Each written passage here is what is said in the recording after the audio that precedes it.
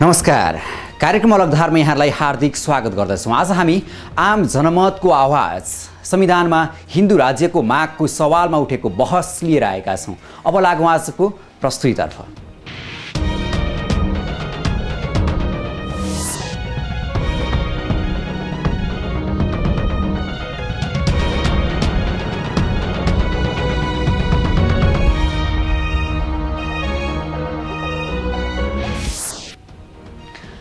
जनमतलाई सम्मान गर्ने हो भने अब बन्ने संविधान कति सुन्दर बन्ने थियो होला। वर्षौंदेखिको पर्खाइपछि पूरा हुन लागेको ऐतिहासिक कार्यभारमा हाम्रा नेताहरूले के यो गम्भीरतालाई बुझेका छन् त? संविधानको मस्यौदामाथि जनताले विभिन्न कोणहरूबाट रचनात्मक सुझाव दिएका छन्। शासन गर्ने कार्यकारीको विषय होस् या संघीयताको उदारो आश्वासनप्रतिको जनताले उठाएको प्रश्न, एकमत भावना बोकेको बहुमत जनताको आवाज अहिले देखिएको छ। प्रत्यक्ष कार्यकारीलाई आफैले छान्ने अधिकार मागिरहेका जनताले संघीयताको पनि सीमा र नाम तय गर्न दबाब दिए। यस्तै जनताका तर्फबाट आइरहेको जोरदार माग हो हिन्दू राज्य। दोस्रो जनआन्दोलनले स्थापित गरेको एजेन्डाहरूलाई संस्थागत गर्न यो अभियानमा राष्ट्रिय पहिचान बनेको धार्मिक चिनारीलाई समेत खेलाची नसम्झन जनताहरूले खबरदारी गरिरहेका छन्। नयाँ संविधानमा हिन्दू राज्यको पहिचानलाई समेत कायम राख्नुपर्ने भन्दै यति बेला राष्ट्रिय आवाज मुखरित भइरहेको छ। हिन्दू राज्य हुनुपर्ने भन्दै उठेको मागले ठुलै दबावको रूप लिइरहेको छ। यसअघि हिन्दू राज्यको पहिचान हुँदा कायम रहेको धार्मिक सहिष्णुतालाई धर्मनिरपेक्षता भन्दै नेताहरूले खलबलाइदिइरहँदा जनताले सचेत गराइरहेका छन्। हिन्दू राज्यको पहिचान कायम राख्दै आम नेपाली मनहरू एक हुने तुहिन जोडियोस्। बाँकी यो रिपोर्टबाट। नयाँ संविधानमा धार्मिक बहस, जनमतको कदर गर्दै हिन्दू राज्य राख्न दबाब।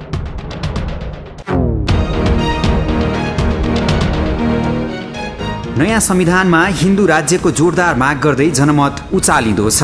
सदियौंदेखिको धार्मिक पहिचानलाई एकाएक खोसिएको भन्दै जनताको आक्रोशित भावनाले ठुलै दबाब दिइरहेको छ। हो, अहिले राष्ट्रिय माग बनिरहेको छ हिन्दू राष्ट्र नेपाल। नेपालमा बोलिने सबै भाषाभाषीहरूलाई, सबै जात जातिलाई सामाजिक मान्यता दिने, भाषालाई भाषागत मान्यता दिने भनेको छ असाध्यै स्तुत्य कुरा हो। किनभनेपछि म एउटा भाषाको विद्यार्थी भएको हुनाले यहाँ थारू पनि चाहिन्छ, गुरुङ पनि चाहिन्छ, मगर पनि चाहिन्छ। 90वटा क्रिस्चियन राष्ट्रहरू छन्, 90वटा क्रिस्चियन सापेक्ष राष्ट्रहरू छन्, 19वटा मुस्लिम सापेक्ष राष्ट्रहरू छन् र 7वटा बुद्धिस्ट सापेक्ष राष्ट्रहरू छन्। त्यस्तै प्रकारले अन्य आफ्नो कबिलाको ढङ्गले चल्ने राष्ट्रहरू पनि छन्। तर त्यहाँ हिन्दूले कुनै छुट्टी पाउँदैनन्। हाम्रो नेपालमा क्रिस्चियनहरूको लागि छुट्टी छ, हाम्रो नेपालमा मुसलमानहरूको लागि ईदको छुट्टी छ। तर यो देश मात्र एउटा यस्तो देश हो जस बेलामा राजाले राज्य गर्दाखेरि पनि हज कमिटी गठन गरिन्थ्यो। त्यो हुनाले यहाँ कुनै किसिमको धार्मिक असहिष्णुता छैन। धार्मिक सहिष्णुता राख्नुको लागि हिन्दू मात्रै एउटा सक्षम चाहिने नागरिक हुन् भन्ने मलाई विश्वास छ। जुन मुलुकमा 94% भन्दा बेसी जनताले ओमकार परिवारलाई मान्छ, जुन देशमा 82% भन्दा धेरै जनता हिन्दू धर्मावलम्बी छ, त्यो देशमा तिमीले पहिलो किस्तामा लिएर आएको 500 करोड अमेरिकी डलरको भरले धर्मनिरपेक्षता लाद्न खोज्यो। त्यो हामीलाई स्वीकार्य छैन। 94% हिन्दूहरू भएको देशमा यो राष्ट्र हिन्दू राष्ट्र हुनुपर्छ। धार्मिक युद्धमा गयो भने चाहिँ आजको देशमा धार्मिक युद्ध लाखौँ करोडौँ मान्छे मरेका छन्। त्यो परिस्थिति नेपालको नआउला भन्न सकिन्न। समयमा यदि बुद्धि पुगाउन सकेनन् नेताहरूले भने यो परिस्थितिलाई कामना उनले नै गर्छन्, नेपाली जनता दोष हुने छैन। त्यसको पछाडि यी विचार दलका नेताहरूले दोष हुने छैन। यो बेला नयाँ संविधानको मस्यौदालाई अन्तिम रूप दिएर ऐतिहासिक कार्यभार पूरा गर्ने अन्तिम दौडधुप चलिरहेको छ। यहाँ संविधानका अन्तर्वस्तुहरूमा मिहिन छलफल गरी टुङ्गोमा पुर्याउन रस्साकसी चलिरहेको छ। संविधानको प्रारम्भिक मस्यौदालाई जनताले रचनात्मक आलोचना गर्दै सुझावहरू दिएको जगजाए रहेछ। सुझावहरूको बीचमा जोरदार बनेर प्रस्तुत भए केही विषयहरू। हिन्दू राष्ट्र हुनु पर्यो। हिन्दू राष्ट्र भयो भने हाम्रो यो विश्वको एउटै धर्मनिरपेक्षता भन्ने शब्द हिन्दू राष्ट्र कायम हुनु, धर्मनिरपेक्ष हटाएर हिन्दू राष्ट्र नेपाल हुनुपर्छ। हाम्रा संस्कारहरू, हाम्रा परम्पराहरूलाई यथावत राखिनुपर्छ। जसरी चाहिँ हिजो परम्परा चल्दै आयो, संस्कार चल्दै आयो, त्यसैलाई नै कन्टिन्युटी गर्नुपर्छ। संस्कृतिमाथिको प्रहार सबैभन्दा ठुलो प्रहार भनेर मानिन्छ। त्यो सबैभन्दा ठुलो प्रहार अहिले हामी खेपिरहेका छौँ।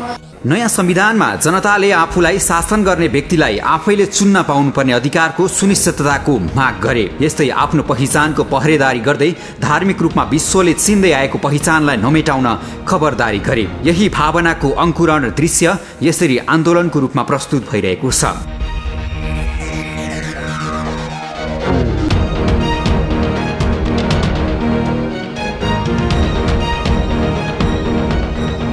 राष्ट्रलाई गलत दिशामा लगिँदैछ जनताको नाममा विदेशीको पैसा खाएर।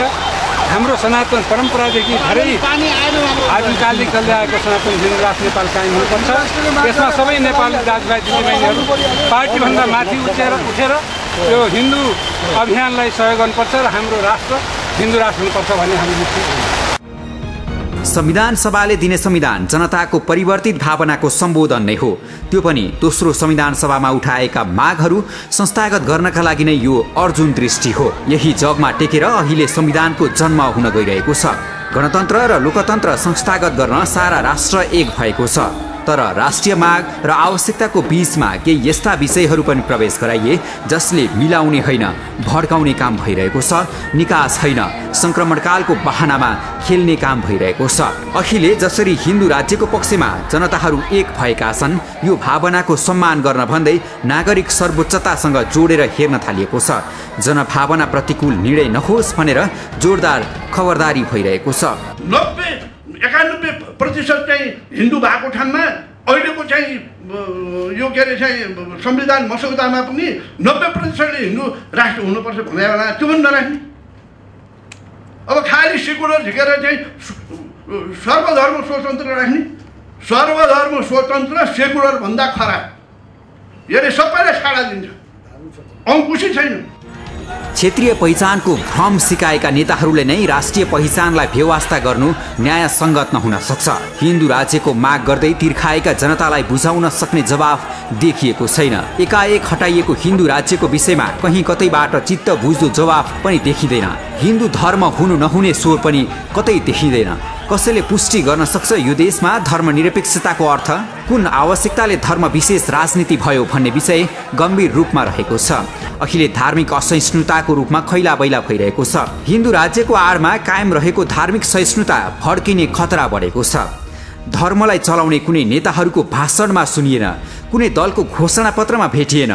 सर्वमान्य संविधान बनाउनका लागि आएको जनमतको दुरुपयोग नहोस् भन्ने चिन्ता सर्वत्र छ। अहिले जसरी हिन्दू राज्यको पक्षमा जनताहरू एक भएका छन् यो भावनाको सम्मान गर्न सक्नु नागरिक सर्वोच्चताको पुष्टि गर्न सक्नु होइन र?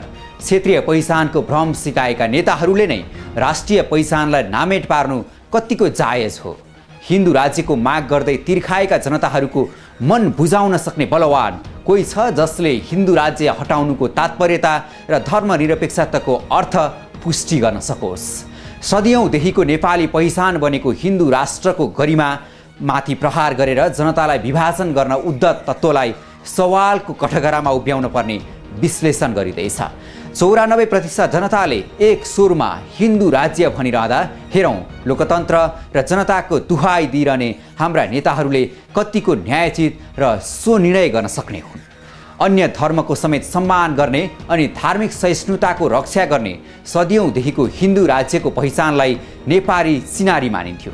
यसलाई स्थापित गर्ने अभियानले भूमिका खेलिरहँदा संविधानको अन्तिम निर्णय गर्ने जिम्मेवारी पाएका नेताहरूलाई सो निर्णय गर्ने दबाव परिरहेको छ। बाँकी यो रिपोर्टबाट धर्मको विषयमा अशान्ति होइन शान्तिको अपेक्षा, धार्मिक सहिष्णुता बोल्ने संविधानको पक्षमा जनता।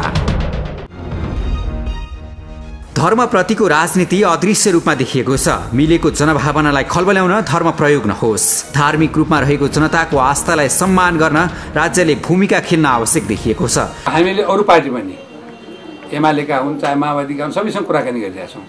अब यसमा ठुला नेता नलाग्यो सानाको के महत्त्व हुँदैन, तर हामी सानैलाई जोडेर ठुलो गराउँछौँ भन्ने सोचेका छौँ। हिन्दू राष्ट्र लेख्नुपर्छ भन्ने हो, या त जन्म समय गरेर निर्णय गरौँ भन्ने।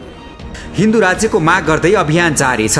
दलभित्रै पनि हिन्दू धर्मको पक्षमा आवाजहरू उठेका छन्।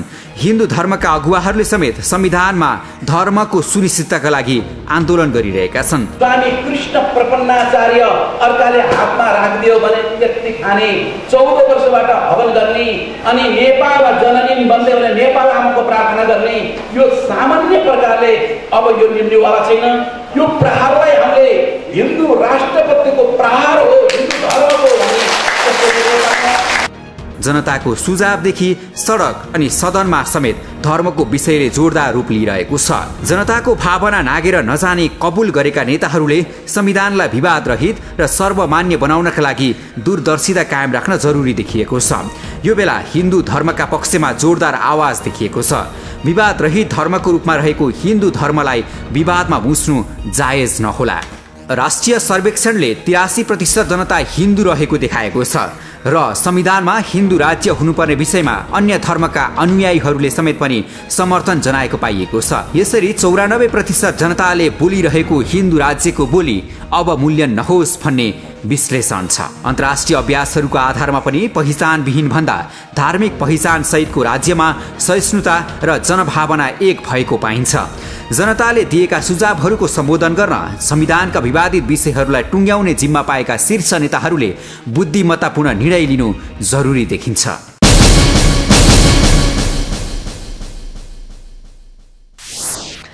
संविधान बनाउनु भनेको मुलुकको पहिचान र देशको आवश्यकता अनुसार कानुनी रेखा कोर्नु हो।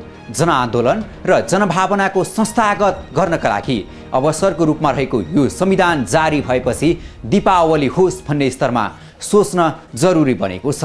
असन्तुष्ट पक्षले उठाएका मागहरूको सम्बोधन गर्ने प्रयास गर्दै आम जनताले उठाएका मागहरूलाई समेत सम्मान गरेर विवाद मिलाउनु पर्ने अहिलेको आवश्यकता हो।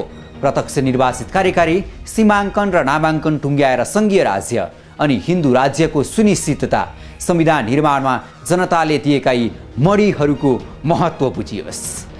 अलगधारलाई सम्पर्क गर्न 400653 र 9802002006 नम्बर डायल गर्नुहोला।